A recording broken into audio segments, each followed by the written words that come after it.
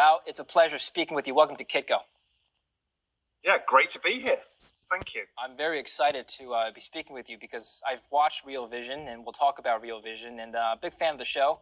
So thank you for coming on Kitco. I know you have a macro background. I know you have an institutional background, and now you're involved with Real Vision. You have your finger on the pulse of a lot of the biggest changes happening in our economy. I'd like to start by running through the biggest macro themes that are driving your investment decisions for the next 5 years. Yeah, because my other life is I also write the Global Macro Investor, which is a very kind of high-end research service for the world's largest hedge funds, family offices, that kind of thing. So I spend my entire time thinking about this and speaking to people in Real Vision about all of this. My big themes coming up are, okay, firstly is the overhang of the economic situation we're in today. What does it mean for central banks? What does it mean for the value of money? What does it mean for monetary and fiscal policy as we move towards a world of central bank digital currencies? These are some of the biggest changes we've ever seen. So that's one thing.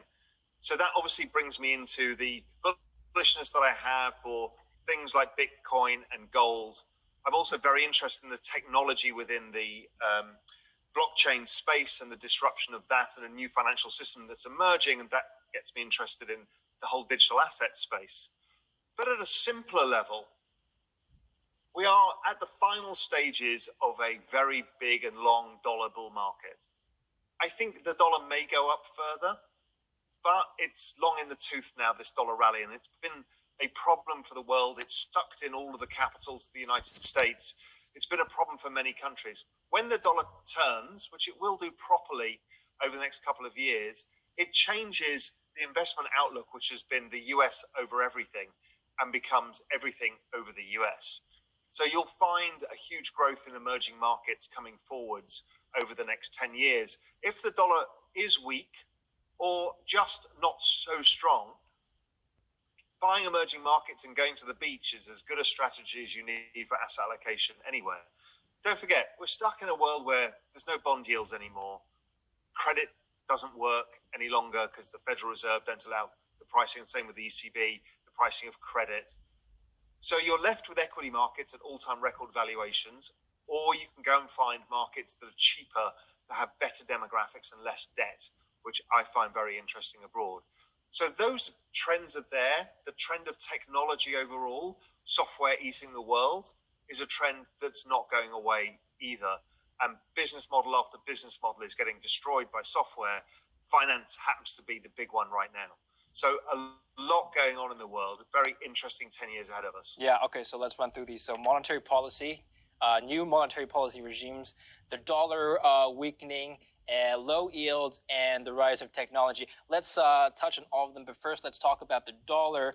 Now, you said that the dollar is in a secular decline, and I know in I know in your work you've discussed that the amount of dollars circulating in the world is not proportional to the U.S. percentage of GDP that occupies the world GDP. Can you explain this differential? Why is it that the U.S. GDP is not, 80, 90% of global currency circulation, but the U.S. dollar is somewhere around there? Yeah, so we have been in a secular bull market. I'm still not decided whether it's ended yet. But there's a problem, and the other central banks talk about this a lot. If you read any of their statements, is the US is 25% of world GDP. The US dollar accounts for 80% of all transactions on Earth.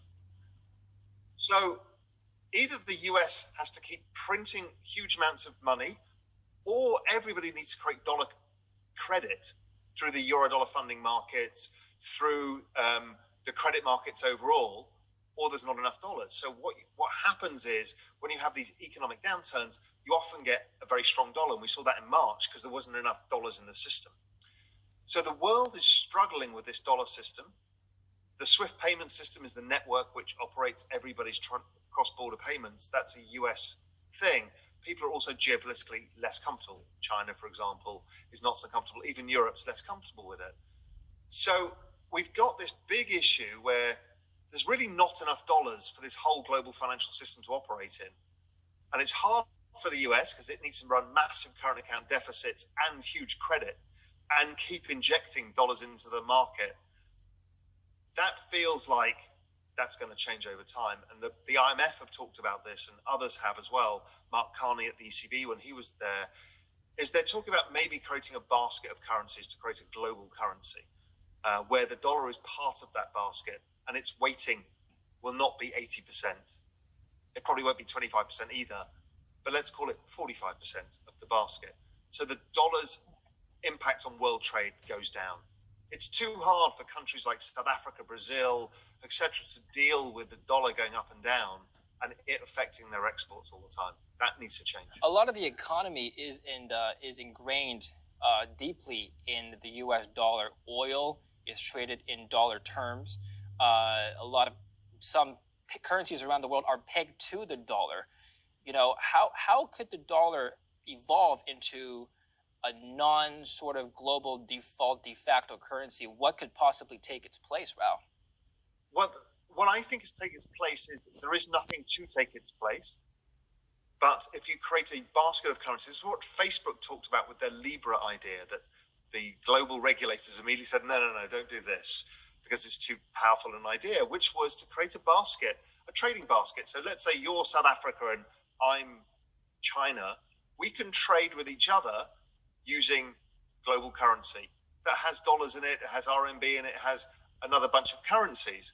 Now, if the dollar is in that basket, then its denominator is probably money supply of all of the currencies in it and not US dollars. So it becomes much more stable. Now, the US doesn't mind that because it stabilizes trade for the US too. As long as the US doesn't lose reserve status overall, this way it's kind of enshrined that it has, let's say, 45% of reserve status. So it's not too much and not too little. When you're looking at monetary policy and global growth, the U.S. Federal Reserve is not the only central bank that has an accommodated monetary policy. Everybody seems to be on a race to the bottom. And so when you're looking at the differentials here, who has more of an accommodated policy, and where would you allocate your capital if you had to decide between domestic equities or foreign emerging equities? Well, I mean, this is the big question. I mean, because it's a rolling process. Is the European stimulates, and then the UK stimulates, and then Japan stimulates, and then the US stimulates, and it moves around, which is why a lot of these currencies have actually been in quite a big range over time. They actually haven't moved a lot. And maybe that's the status quo. Maybe we're at the bottom end of the range and the dollar rallies a bit from here because maybe the Europeans have more to do right now. So it's not really clear where the opportunity lies. But let's assume for a second that we're not going to go into a dollar secular bear market or bull market. Maybe it's like Japan, where the currency trades in a sideways range for a long time.